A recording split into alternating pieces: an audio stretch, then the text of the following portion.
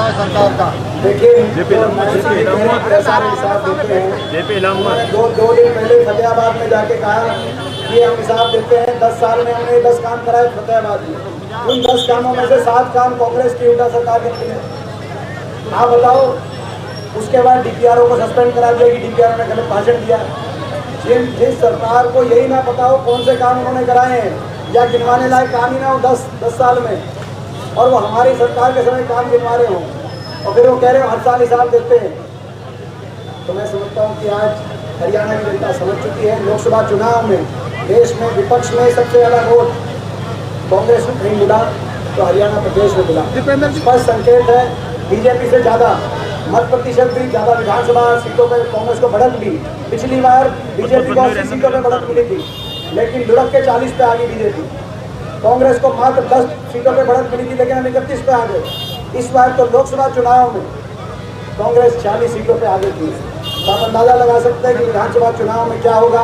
प्रचंड बहुमत से कांग्रेस पार्टी की सरकार बनने जा रही है। दीपेंद्र जी, आपने कहा है दुष्यंत चौटाला भी आज फरीदाबाद में थे, वो आपके हिसाब मांगने को लेकर कह रहे हैं कि पहले कांग्रेस अपने कार्यकाल का हिसाब से 70,000 एकड़ जमीन ऐसा जिनकी बात कर रहे हैं।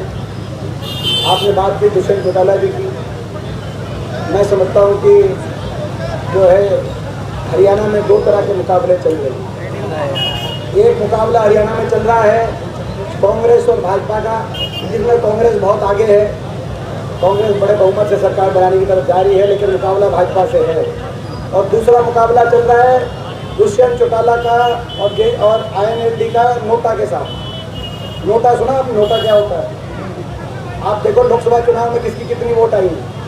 अगर नोटा से कम वोट आई है तो जरा आप भी समझें और थोड़ा सा प्रश्न हमसे जो है। दीपेंद्र जी, आपने कहा कि हिसाब लिया जाएगा बीजेपी वालों से, किस तरीके से हिसाब लिया जाएगा सरकार आने पर? देखिए, पहला हिसाब तो जनता ही लेगी वोट की चोट से, और दूसरा ये जो रिकॉर्ड घोटाले 30 से ज़्यादा घोटाले, खनन घोटाला, शराब घोटाला, रजिस्ट्री घोटाला, फरीदाबाद निगम में 200 करोड़ का घोटाला, असंख्य ऐसे जो घोटाले हुए हैं, इन घोटालों की जांच भी कराएंगे जब कांग्रेस पार्टी की सरकार आएगी। क्योंकि भाजपा सब जानता है, पूरा देश जानता है कि हर जिले में भाजपा का कोई ना कोई मंत्री भ्रष्टाचार के केंद्र के रूप में स्थापित हो गया है, जिसको लूट की परमिशन और लूट का लाइसेंस भाजपा ने दिया है हर जिले में। और 5 साल बीजेपी और जेजेपी ने मिलकर लूटा हरियाणा की जनता को। 5100 बुढ़ापा पेंशन के नाम पर गठबंधन हुआ बीजेपी जेजेपी का, 5100 बुढ़ापा पेंशन आई नहीं, लेकिन 5 साल लूटने का काम किया, लूटने का लाइसेंस एक दूसरे को दिया। और हर जिले में भाजपा के किसी न किसी मंत्री ने भ्रष्टाचार के केंद्र के रूप में और भ्रष्टाचार की लूट के रूप में लाइसेंस लेके काम किया। फरीदाबाद वालों से पूछो, पिछले 10 साल फरीदाबाद को किस किस ने लूटने का काम किया, बताओ भाई, आप बताओ। दीपेंद्र जी, आज तो ये स्थिति है।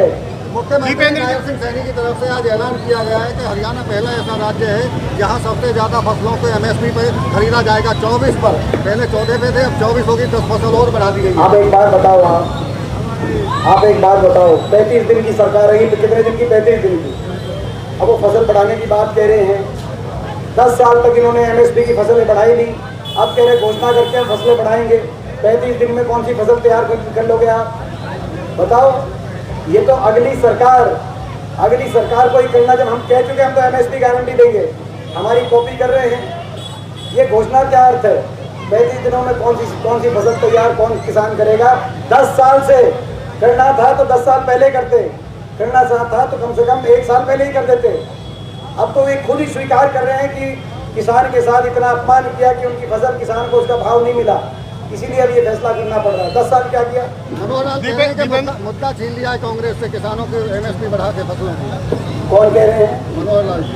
भाई, मैं मनोहर लाल जी के बारे में यही कहना चाहता हूँ, भाजपा ने उनसे जो है मुख्यमंत्री का पद ही छीन लिया। तो क्यों छीना? कौन सा मुद्दा छीना कांग्रेस से भाजपा ने? खट्टर साहब ये सोचें कि कितनी उनकी सरकार की अलोकप्रियता रही होगी कि भाजपा को चेहरा बदलने की आवश्यकता पड़ गई इलेक्शन से 1 महीना पहले 10 साल जो आपका सिपह सलार ला रहा हो, और जब रण की घड़ी आए तो आपने उस CPSLR को बदल के क्या कहना चाह रहे हैं? गड्ढों को भरने का काम कर और सुनो, चेहरे बदलने के काम नहीं चलेगा। चाहिए अपने प्रदेश अध्यक्ष का चेहरा बदलें, चाहिए अपने उप मुख्यमंत्री का चेहरा बदलें, चाहे अपने मुख्यमंत्री का चेहरा बदलें। अब तो जनता है, 35 दिन के चुनाव के बाद जनता सरकारी बदलने का काम करेगी। ये हम भाजपा तक बताना चाहते हैं। दीपेंद्र जी, एक तरफ आपकी हरियाणा मांगे हिसाब यात्रा चल रही है, एक तरफ शैलजा जी संदेश जन यात्रा निकाल रही हैं। क्या लगता है दोनों यात्रा अलग अलग किस तरीके से चल रही हैं? बहुत यात्रा चल रही है, एक ही दिन में फरीदाबाद कांग्रेस पूरी लगी हुई है। ये तो खुशी की बात है, कांग्रेस पूरी लगी हुई है, फील्ड में है। कांग्रेस फील्ड में नजर आ रही है कि नहीं आ रही? कांग्रेस बिल्कुल आ रही है, पर दोनों पक्षों में अलग अलग कोई नहीं। कांग्रेस में एक ही गुट है। अच्छा, सुनो, कांग्रेस में एक ही गुट है, राहुल जी का गुट, खड़गे जी का गुट, एक ही गुट है कांग्रेस में। और सुनो, आगे यदि अगर कहीं पे गुटबाजी है और कहीं भीतरघात की FIR कट रही है, तो बीजेपी के मुख्यालय पे भीतरघात की FIR कट रही है। अच्छा, आप चेक करना जरा, आप चेक करना। आप राहुल नजीब सिंह जी से पूछो क्या स्थिति रही, आप भडोली जी से पूछो जो प्रदेश अध्यक्ष बने, कौन से सोनीपत के विधायक ने उनकी मदद करी या नहीं करी। आप रंजीत चौटाला जी से पूछो जो लिख के दे रहे हैं कैप्टन अभिमन्यु जी के बारे में, जो लिख के दे रहे हैं गंगवा जी के बारे में। आप पूछो धनखड़ साहब से जो क्यों हटाए गए धनखड़ साहब, उनकी और खट्टर साहब पे कितनी मित्रता, आप जरा चेक करिए। आप चेक करिए, किशन पाल जी से भी थोड़ा चेक कर लीजिए, किशन पाल जी से भी चेक करिए। तो अगर भीतरघात और गुटबाजी की कहीं FIR कट रही हैं, तो बीजेपी मुख्यालय पे कट रही हैं। कांग्रेस पार्टी एकजुट है और कांग्रेस का गठबंधन कहीं है तो लोगों के साथ। तो आप ये मानते हैं कि कोई गुटबाजी नहीं है, क्योंकि आपके जो कोई गठबाजी नहीं, आपकी यात्रा में जो लोग शामिल हुए हैं वो शैलजा जी की यात्रा में शामिल नहीं थे? कोई गुटबाजी नहीं। हमारे सभी कांग्रेस के नेता प्रचार करेंगे, हमारे 20 स्टार प्रचारकों की सूची आपको दे देंगे और वो सारे अलग अलग प्रचार करेंगे।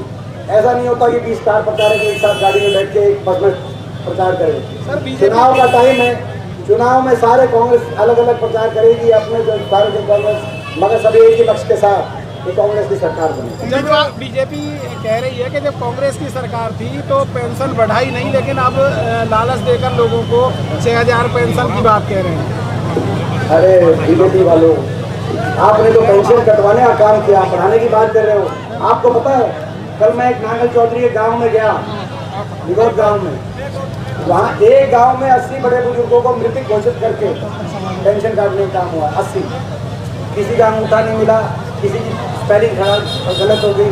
तो बीजेपी तो पेंशन कटवाओ, इनकी सरकार साबित हुई है। ये पेंशन की बात करेंगे, आपके मुझे लगता है कि प्रश्न आपके खत्म हो गए, तो बोरिंग सवाल आ रहे हैं, तो काफ़ी बोरिंग सवाल आ रहे हैं। तो आप सबके सारे सवाल, आपका धन्यवाद, बहुत अच्छी तरीके से आपने इतना समय इंतजार किया। आपका भी धन्यवाद, इतनी बारिश में आप डटे रहे। प्रेस के साथी हो, आप हमारे अपने साथी हो, जिस हिसाब से डटे रहे